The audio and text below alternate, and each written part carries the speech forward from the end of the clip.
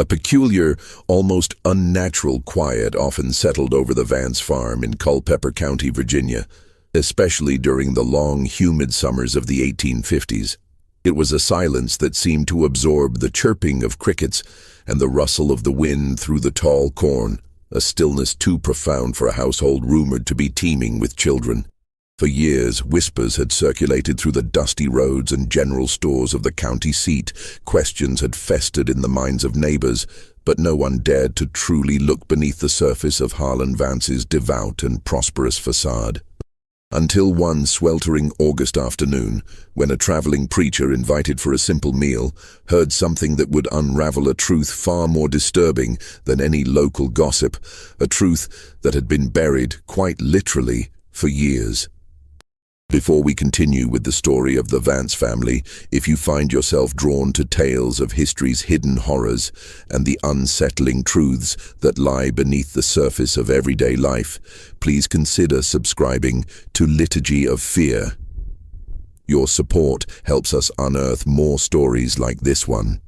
Culpeper County, Virginia in 1852 was a place of rolling hills, fertile tobacco fields, and a deeply ingrained sense of community. Life moved at the pace of the seasons, dictated by the rhythms of planting and harvest. Families were often large, and children were a common sight, their laughter and shouts echoing across the fields. The county seat, also named Culpeper, was a small but bustling hub with a courthouse, a general store, a blacksmith, and a handful of churches, each serving as a pillar of the community's moral and social fabric. It was a place where reputations were built slowly and carefully, and where a family's standing was often measured by their piety, their industry, and the size of their land holdings. The Vance farm, situated a good distance from the main roads, was one of the most prosperous in the region. Harlan Vance, the patriarch, had arrived in Culpeper some 15 years prior, a man of stern demeanor and unyielding faith. He had purchased a substantial tract of land, cleared it with relentless effort, and built a sturdy farmhouse that stood as a testament to his ambition and hard work. His wife, Dorcas, was a quiet woman, rarely seen in town. Her presence at church services a fleeting glimpse of a figure always clad in modest, dark dresses. The Vances were known for their strict adherence to their particular brand of Methodism, a faith that emphasized personal piety, hard work, and a deep suspicion of worldly pleasures. Harlan Vance was a man of contradictions. He was respected for his agricultural acumen, his fields yielding bountiful harvests year after year. He was known to be fair in his dealings, though distant. Yet there was an undeniable air of isolation about the Vance family. They kept to themselves, rarely participating in community gatherings beyond Sunday service, and even then, they would arrive late and depart early. Harlan's gaze was often described as intense. His sermons at home, as overheard by the occasional passing peddler, were said to be fiery and long-winded, filled with pronouncements of sin and damnation for a world he perceived as increasingly corrupt. The community's unease began subtly, a slow-growing vine of suspicion. The Vances were known to have children, many children, or so it was believed. Yet, these children were never seen. Not at the county fair, not at the infrequent schoolhouse gatherings, not even playing in the fields surrounding their own home. A neighbor, Mrs. Elara Finch, who lived a mile down the road, once remarked to her husband that she hadn't heard a child's voice from the Vance property in years, a strange observation given the size of their family. When asked about his offspring, Harlan would offer vague, dismissive answers, speaking of their delicate constitutions or their need for spiritual instruction that kept them from the corrupting influences of the outside world. Most people, in that era of deference to a man's private domain, simply nodded and accepted his explanations, however unsatisfying they might be. The Vances were peculiar, yes, but they were also prosperous and pious, and in Culpeper County, those qualities often outweighed quiet eccentricities. The silence, however, remained. A heavy, unnatural silence that seemed to press down on the very earth around the Vance farm. The summer of 1852 was particularly oppressive, the air thick with humidity, the sun beating down relentlessly on the parched earth. It was into this sweltering landscape that Reverend Aldous Prewitt, a traveling Methodist minister, found himself on the road leading to the Vance farm. Prewitt was a man of God, but also a man of practicalities, accustomed to the hospitality of rural families during his circuit rides. He had heard of Harlan Vance's devout nature, and seeking a meal and a night's rest before continuing his journey, decided to call upon the prosperous farmer. Harlan Vance surprisingly received him. His welcome was not warm, but it was not outright hostile either. He seemed to view the minister as a necessary, if somewhat inconvenient, obligation. Prewitt was invited inside the farmhouse, a large, well-maintained structure that, despite its outward appearance of comfort, felt strangely cold and unwelcoming. The interior was sparsely furnished, meticulously clean, and eerily quiet. There was no clutter, no signs of the lively chaos that usually accompanied a large family. Dorcas Vance, Harlan's wife, served a simple meal of stew and cornbread. She moved with a quiet efficiency, her eyes downcast, her face pale and drawn. Prewitt, a man accustomed to reading people, noted her nervous energy, the way her hands trembled slightly as she placed the dishes on the table.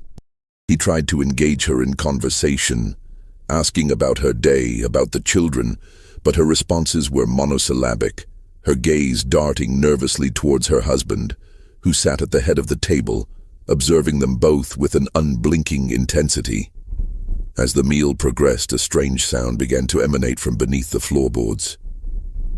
It was faint at first, a soft scuffling like mice in the walls, but then it grew clearer, a muffled thud, followed by what sounded unmistakably like a child's whimper, quickly stifled. Prewitt paused, his fork halfway to his mouth, his brow furrowed in confusion. He glanced at Harlan, who continued to eat, his expression unchanged, as if he heard nothing out of the ordinary. But Dorcas Vance heard it. Her head snapped up, her eyes wide with a sudden profound terror. The color drained from her face, leaving her skin ashen, almost translucent. A small, involuntary gasp escaped her lips, and her hand flew to her mouth, as if to suppress a scream. Her gaze for a fleeting moment met Prewitt's, and in that instant, he saw not just fear, but a deep, agonizing despair, a silent plea for understanding, for help. It was a look that would haunt him for weeks. Harlan, sensing the shift in the room's atmosphere, cleared his throat loudly. "Just the old house settling, Reverend," he stated, his voice flat, devoid of any warmth. "Or perhaps a stray animal in the cellar." He then launched into a lengthy discourse on the corrupting influences of the outside world, the moral decay of society, and the importance of shielding the innocent from its grasp. Prewitt, though disturbed, felt compelled to listen, his mind, however, still replaying the muffled sound, the stifled whimper, and Dorcas's terrified eyes. He finished his meal quickly, his appetite gone. He politely declined Harlan's offer of a bed for the night, citing an urgent need to reach the next town. As he rode away from the Vance farm, the setting sun casting long, ominous shadows, the image of Dorcas's face, etched with silent horror, remained vivid in his mind. He knew with a chilling certainty that what he had heard was not the house settling, nor a stray animal. It was a child, and Dorcas Vance knew it too. The very next morning, Reverend Prewitt rode directly to the Culpeper County Sheriff's Office. He recounted his unsettling experience to Sheriff Nathaniel Holt, a man known for his quiet diligence and unwavering sense of duty. Prewitt described the unnatural silence of the farm, the absence of children, Harlan's evasiveness, and most importantly, the muffled sounds from beneath the floorboards and Dorcas Vance's profound, undeniable terror. Sheriff Holt listened intently, his expression growing graver with each detail. He had heard the whispers about the Vances, of course, but this was the first concrete eyewitness account that suggested something truly amiss. The seed of suspicion, long dormant in the community, had finally found fertile ground. The Vance family had arrived in Culpeper County in the mid-1830s, a decade and a half before Reverend Prewitt's unsettling visit. Harlan Vance, then a man in his late 20s, had purchased a substantial tract of land, far enough from the main settlements to afford him a degree of privacy, yet close enough to be considered part of the community. He was a man of formidable will, and his initial years were marked by relentless labor, transforming untamed wilderness into productive farmland. He brought with him a young wife, Dorcas, who was then barely out of her teens, and a reputation for strict piety. At first, the Vances were simply seen as hard-working and devout, if a little reserved. They attended the local Methodist church, though Harlan often expressed his dissatisfaction with the minister's sermons, finding them insufficiently rigorous in their condemnation of sin. He soon began holding his own services on his farm, inviting no one, but his booming voice could sometimes be heard echoing across the fields on a Sunday morning. The first signs that something was truly amiss were subtle, easily dismissed by a community accustomed to respecting a man's dominion over his own household. Dorcas Vance, initially seen occasionally in town, grew increasingly reclusive. Her once bright eyes seemed to dim, and a perpetual shadow seemed to cling to her. When she did appear, she moved with a quiet urgency, avoiding eye contact, her demeanor that of a woman carrying an immense unspoken burden. Then came the children, or rather, the lack of them. The Vances were known to have had several births over the years, yet these children were never seen. Neighbors who tried to inquire were met with Harlan's stern pronouncements about their fragile health or their need for undisturbed spiritual development. Mrs. Elara Finch, a kind-hearted woman who had once offered to bring a pie to Dorcas after a difficult birth, was met at the door by Harlan, who curtly informed her that his wife and child were resting and required no visitors. The pie was left on the porch, untouched. Over time, these small incidents accumulated, forming a pattern of isolation and secrecy. A young boy, Thomas Miller, who had once ventured too close to the Vance property while hunting squirrels, reported seeing a small, pale face peering from an upstairs window, only to be quickly pulled back. When he told his father, Mr. Miller, a pragmatic man, dismissed it as a trick of the light or the boy's imagination. "Harlan Vance keeps to himself, son," he'd said, "and that's his right." Another instance involved a traveling peddler, a jovial man named Silas, who had stopped at the Vance farm hoping to sell some trinkets. He recalled hearing faint, rhythmic thudding sounds from beneath the house, like someone working with a shovel, even in the dead of night. When he mentioned it to Harlan, the farmer had simply glared at him, his eyes cold and unyielding, and told him to mind his own business. Silas, unnerved, quickly departed and never returned to the Vance property. These were the testimonies, the fleeting glimpses, the hushed whispers that had circulated through Culpeper County for years. Each time they were met with a shrug, a dismissal, or a quiet fear of challenging Harlan Vance, a man whose piety was as formidable as his temper. The community, in its deference to privacy and its reluctance to interfere, had inadvertently allowed a shadow to deepen over the Vance farm, a shadow that now, with Reverend Prewitt's report, threatened to engulf them all. The question was not just what was happening at the Vance farm, but how long it had been happening, and why no one had truly acted sooner. Sheriff Nathaniel Holt was a man of quiet resolve, his mind methodical, his actions deliberate. Reverend Prewitt's account, though lacking concrete proof, had struck a chord of deep unease within him. The whispers, the evasiveness, Dorcas Vance's terror, it all coalesced into a disturbing picture that Holt could no longer ignore.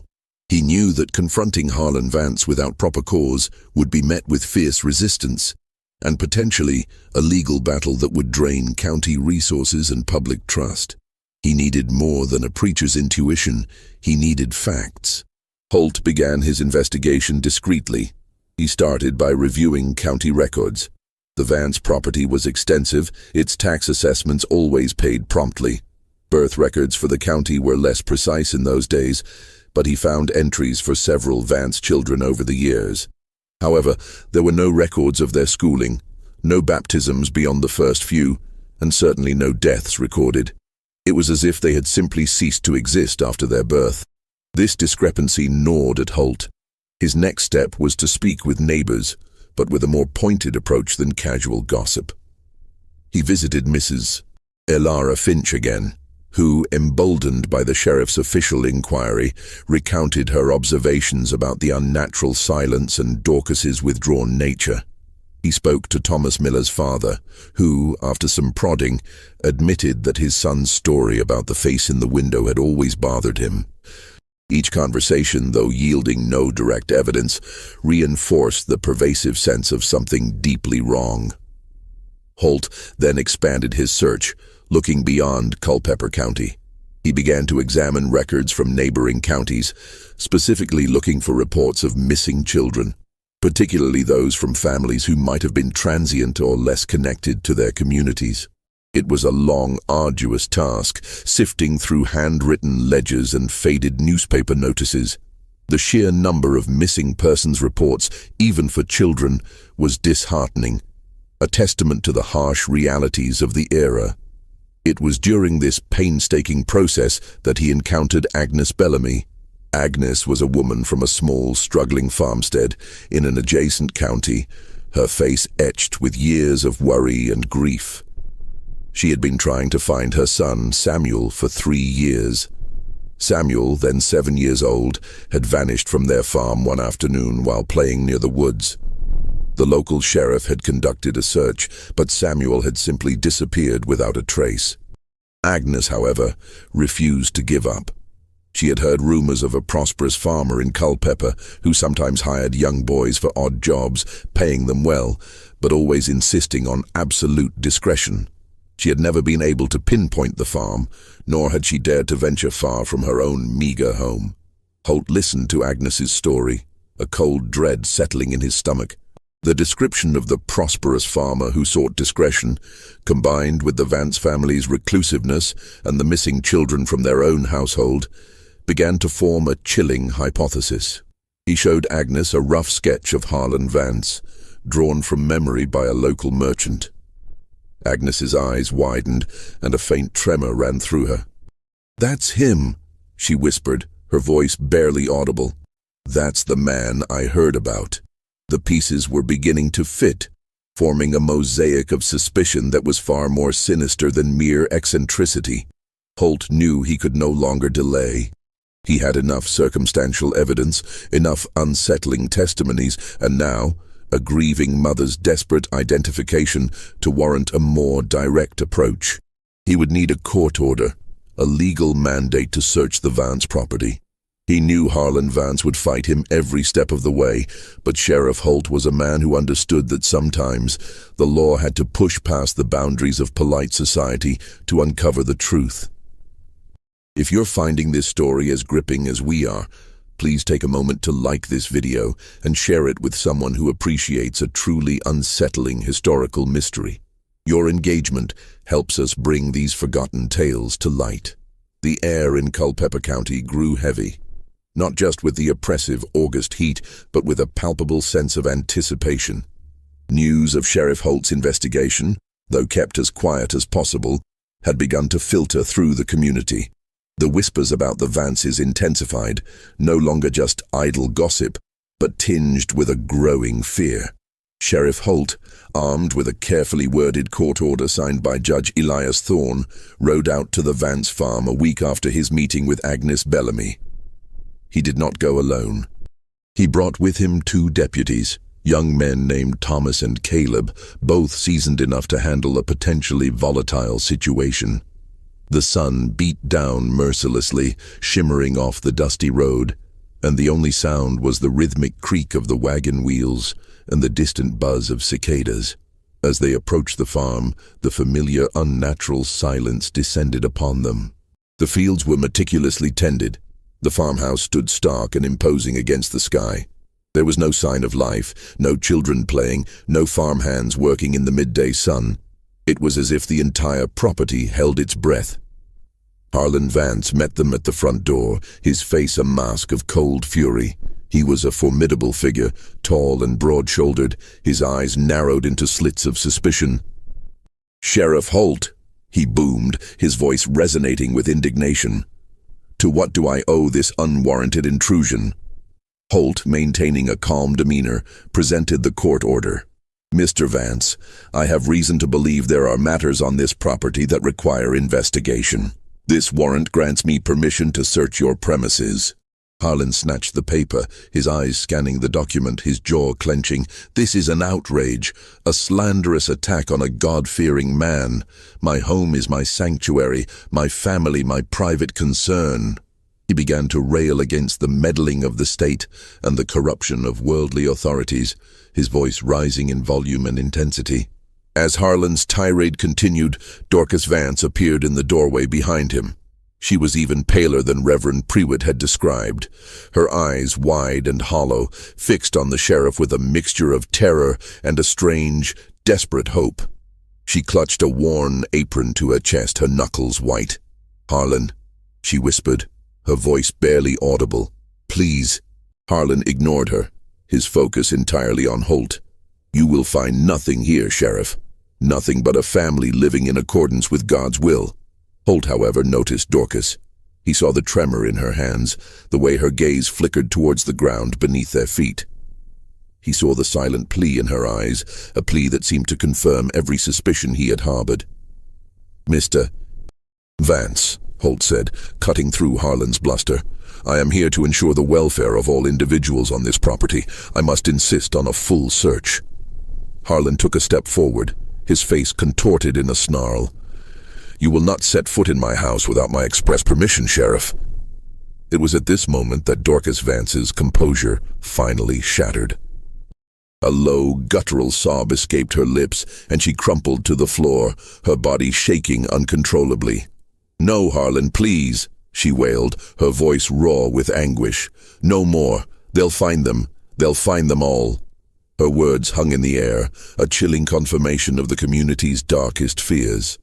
Harlan froze, his face draining of color, his defiant posture collapsing. He stared at his wife, then at Holt, a flicker of pure panic in his eyes. Holt moved swiftly. "Deputies, secure Mr. Vance. Mrs. Vance, where are they?" he asked, his voice gentle but firm, kneeling beside her. Dorcas, sobbing hysterically, pointed a trembling finger towards the floorboards in the entryway. Under the house. The cellar, the passage." Her words were broken, choked by tears, but the meaning was terrifyingly clear. The deputies quickly restrained Harlan, who, for the first time, seemed utterly defeated, his earlier bluster replaced by a stunned silence. Holt, his heart pounding, moved to the spot Dorcas had indicated. He knelt, examining the floorboards. They looked ordinary, well-maintained, indistinguishable from the rest of the house. But then he noticed it. A faint, almost imperceptible seam in the wood, cleverly disguised, running along the edge of a wider plank. He pressed against it, and with a soft click, a section of the floorboard gave way, revealing a dark, narrow opening beneath. A cold, musty draught wafted up, carrying with it the faint, unmistakable scent of damp earth and something else. Something human. The entrance to the hidden world beneath the Vance farm had been found. Sheriff Holt, his heart a cold knot in his chest, peered into the darkness. The opening was not a simple cellar door, but a cleverly concealed hatch, designed to blend seamlessly with the surrounding floorboards. He retrieved a lantern from the wagon, its flickering light pushing back the oppressive gloom. What he saw sent a shiver down his spine. Beneath the house, a narrow, hand-dug tunnel descended steeply into the earth. The walls were shored up with rough-hewn timbers, clearly the result of years of painstaking labor. The air was thick with the smell of damp soil, stale air, and something else, something faintly metallic and organic, a smell that spoke of long confinement. "Deputies," Holt commanded, his voice tight with suppressed emotion. "Secure the perimeter. No one in, no one out. And keep a close watch on Mr. Vance." He then turned to Dorcas, who was still weeping on the floor, now being gently attended to by Deputy Caleb. "Mrs. Vance, how many are down there?" Dorcas could only shake her head, her sobs racking her body. So many, too many. Holt took a deep breath, steeling himself. He knew this was going to be worse than anything he had imagined. He lowered himself into the tunnel, the lantern casting dancing shadows on the earthen walls. The passage was cramped, forcing him to stoop, and the air grew heavier, warmer as he descended. He could hear nothing but the frantic beating of his own heart and the distant muffled sounds of the world above. After what felt like an eternity, the tunnel opened into a larger space. It was not a natural cave, but a series of interconnected rooms, painstakingly excavated from the earth beneath the farmhouse. The walls were packed earth, reinforced with more timbers, and the ceiling was low, making the space feel claustrophobic and oppressive. The first room was dimly lit by a single flickering oil lamp, its wick nearly spent. The air was thick with the smell of unwashed bodies, stale food, and human waste. And then he saw them. Children. They were huddled together in various states of fear and confusion, their eyes wide and unblinking in the sudden glare of Holt's lantern. Some were curled into tight balls, others stared blankly, their faces pale and gaunt. Their clothes were simple, homespun and worn, many of them too large or too small, suggesting they had been passed down repeatedly. Their hair was matted, their skin grimy, and their bodies thin, almost skeletal. Holt counted them, his voice catching in his throat. 1, 2, 3, 17.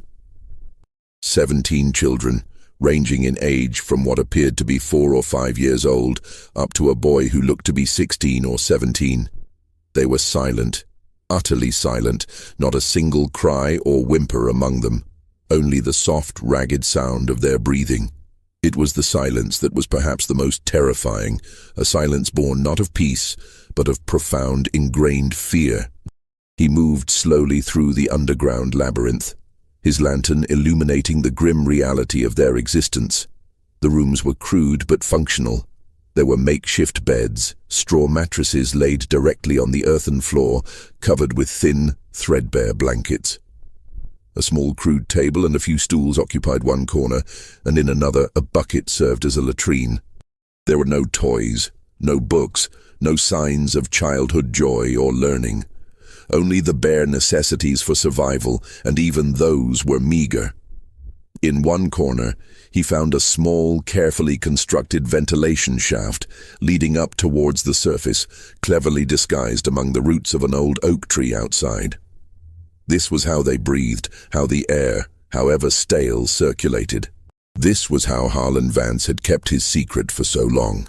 As Holt moved among the children, a young girl, no older than 6, slowly reached out a trembling hand towards him, her eyes filled with a mixture of terror and a nascent curiosity. He knelt, offering a gentle, reassuring smile, but she recoiled, pulling her hand back as if burned. They were like wild animals, unaccustomed to human kindness, conditioned to fear. He found a small, locked wooden chest in one of the rooms. Forcing it open, he discovered a collection of crude tools, shovels, picks, buckets, all covered in dried earth. This was the evidence of the years of labor, the relentless, secret excavation that had created this subterranean prison.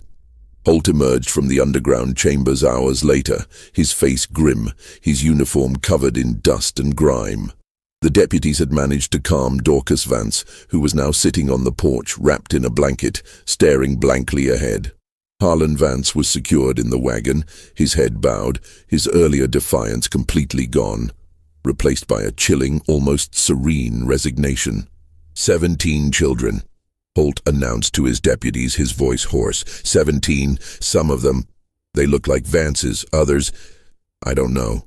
The question of where the other children came from, and why Harlan Vance had gone to such extraordinary lengths to keep them underground and hidden from the world, now became the dark core of this unfolding tragedy.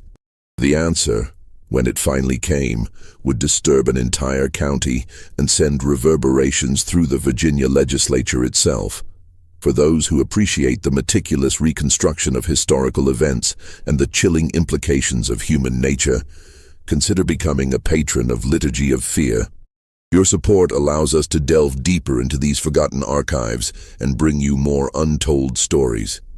The discovery of the 17 children sent a shockwave through Culpeper County. The initial disbelief quickly gave way to horror, then to a desperate need for answers. The children, blinking in the unfamiliar sunlight, were carefully brought out of their underground confinement. Their condition was heartbreaking. They were severely malnourished, their skin pale and translucent from years without sunlight. Their eyes, accustomed to perpetual dimness, squinted painfully in the bright afternoon. Many showed signs of stunted growth, their bodies small and frail for their apparent ages. They were also profoundly silent, communicating mostly through gestures or soft, almost inaudible murmurs. Their language was rudimentary, their understanding of the outside world virtually non-existent. Medical professionals from Culpeper were immediately called to the Vance farm. Dr. Elias Thorne, the county physician, examined each child with a heavy heart. He confirmed their malnourishment and the severe lack of vitamin D, which had weakened their bones. More disturbing was their psychological state. They exhibited extreme fear of open spaces, loud noises, and unfamiliar faces. They clung to each other, their only comfort found in the familiar presence of their fellow captives. Some of the younger children had never seen the sky, never felt grass beneath their feet, never heard the natural sounds of the world beyond the muffled echoes of their underground prison. The underground rooms themselves were a testament to Harlan Vance's chilling dedication. They were not merely a cellar, but an elaborate, hand-dug system of living quarters, a subterranean world constructed over years of secret labor. There were separate sleeping areas, a crude kitchen with a small wood-burning stove connected to a cleverly disguised chimney flue, and even a small dark space that appeared to be used for instruction. The tools found within, shovels, picks, buckets, and even a rudimentary pulley system, indicated the immense effort involved in their creation and maintenance. When confronted, Harlan Vance, now stripped of his bluster, offered a chilling justification for his actions. His voice, though subdued, still carried the cadence of a preacher, albeit one twisted by fanaticism. He spoke of the outside world as a cesspool of sin, a place of moral decay and spiritual corruption. He believed he was protecting these children, shielding them from the temptations and evils that would surely lead them to eternal damnation. He saw himself not as a captor but as a savior, a shepherd guarding his flock from the wolves of the world. He claimed his actions were divinely inspired, a sacred duty to raise a generation of pure, unblemished souls, untainted by worldly influences. He had taught them scripture, he said, and the importance of obedience, silence, and hard work. He had made them labor in the underground chambers, digging, expanding, maintaining their hidden world, believing that honest toil was a path to spiritual purity. This was not just religious fanaticism. It was a profound, terrifying delusion, combined with a darker layer of control and exploitation. He had created his own kingdom, his own congregation, where he was the absolute authority, his word law, his will unquestioned. The revelation of which children were not his own was perhaps the most disturbing aspect. Harlan admitted, with a chilling lack of remorse, that some of the children were indeed his biological offspring with Dorcas. But others, he confessed, had been rescued from what he perceived as ungodly or neglectful homes.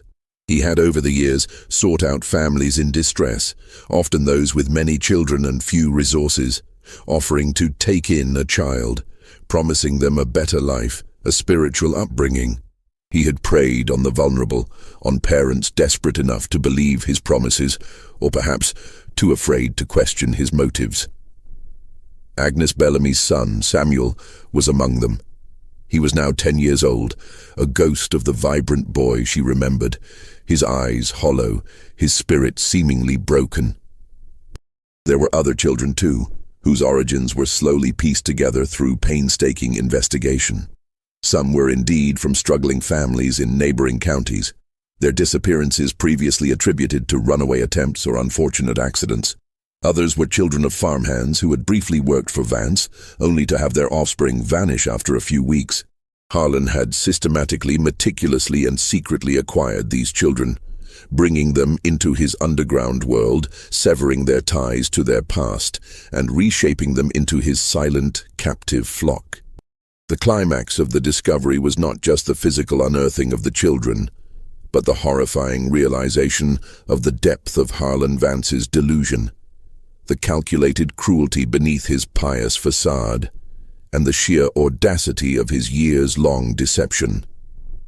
It was a crime born not of sudden passion, but of a slow, insidious corruption of faith, a chilling testament to the darkness that could fester in the heart of a man, hidden beneath the very ground he walked upon. The aftermath of the discovery at the Vance farm was a maelstrom that swept through Culpeper County and beyond. The story, once whispered in hushed tones, now exploded into public consciousness, carried by newspapers across Virginia and even into the northern states. The sheer scale of the deception, the years of hidden confinement, and the tragic condition of the children shocked a nation already grappling with its own moral complexities. Harlan Vance was immediately arrested and charged with kidnapping, false imprisonment, and child cruelty. His trial was a sensation, drawing crowds from all corners of the state. He remained unrepentant, even defiant in court, reiterating his belief that he had acted under divine guidance, saving the children from a corrupt world. His testimony, a chilling blend of scripture and self-justification, painted a portrait of a man utterly consumed by his own warped ideology. The jury, however, was unmoved by his religious fervor. The evidence of the children's suffering, their emaciated bodies, their profound silence, spoke louder than any sermon.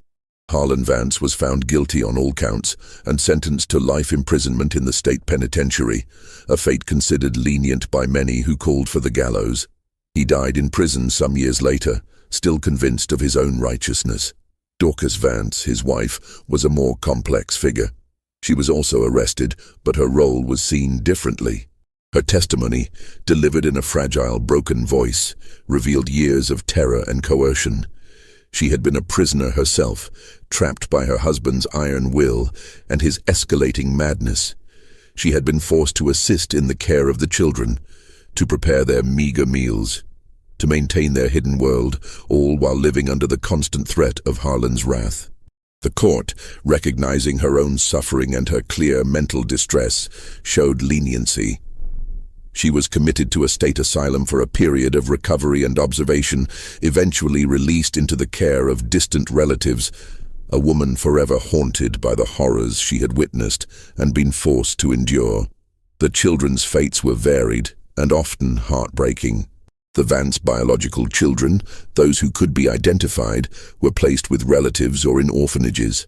The rescued children, like Samuel Bellamy, were reunited with their families where possible. Agnes Bellamy, her face streaked with tears, embraced her son, a reunion both joyous and profoundly sad. For the boy she held was not the same one she had lost. Many of the children, however, had no families to return to, or their families were unable or unwilling to take them back. They were placed in various orphanages and charitable institutions, their lives forever marked by their years underground. Their journey to recovery was long and arduous, a slow, painful process of learning to live in a world they barely knew, to trust, to speak, to simply be children. Many struggled with the psychological scars for the rest of their lives, forever carrying the weight of their stolen childhoods. The Vance farm, once a symbol of prosperity, became a place of infamy. The farmhouse was eventually torn down, the underground chambers filled in, buried beneath the earth once more, as if to erase the memory of the horrors they had contained. The land was sold, but for years, no one wanted to live on it, the shadow of its past too heavy to bear. It eventually became fallow, overgrown, a silent testament to the dark chapter it had witnessed. As we conclude this chilling account, we invite you to reflect on the enduring questions it raises. What hidden truths lie beneath the surface of our own communities? And how often do we, through silence or indifference, allow the shadows to deepen? Share your thoughts in the comments below. The story of the Vance family left an indelible mark on Culpeper County and on the collective conscience of Virginia. It led to calls for stricter oversight of child welfare, for greater community vigilance, and for a re-examination of the boundaries between private family matters and public responsibility. But for all the legal reforms and public outcry, one question was never fully answered. A question that lingered like the oppressive summer heat over the fields of Culpeper. How many people knew, or at least suspected, and said nothing? How many had seen the signs, heard the whispers, felt the unease, and yet out of deference, out of fear, or simply out of a reluctance to interfere, had allowed Harlan Vance's dark secret to fester, hidden beneath the very ground they walked upon for years?